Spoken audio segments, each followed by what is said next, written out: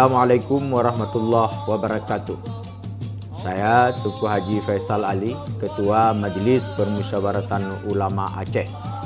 Allahu Akbar, Allahu Akbar, Allahu Akbar. Kami mengucapkan selamat Hari Raya Idul Fitri 1446 Hijriah.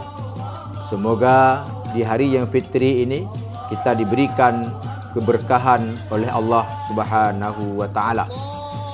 Idul Fitri, mari sama-sama kita isi dengan bersilaturahim, berbagi kepada sesama kita dan saling memaafkan.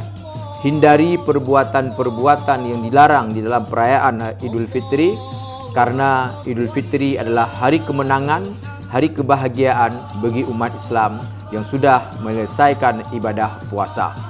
Tidak perlu melakukan aktivitas yang berlebihan.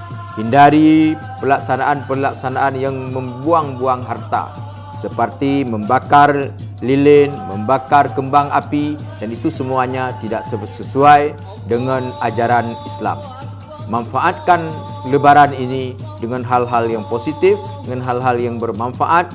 Ayo kita bersama-sama keluarga untuk membangun kebersamaan dengan masyarakat, dengan tetangga, dengan keluarga dimanapun berada.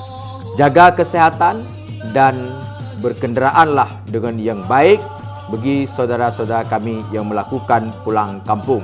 Berhati-hatilah dan jangan sampai lupa untuk berdoa kepada Allah Subhanahu wa taala agar perjalanan kita diberikan keberkahan oleh Allah Subhanahu wa taala dan sampai kepada tujuan, dan selamat merayakan Hari Raya Idul Fitri.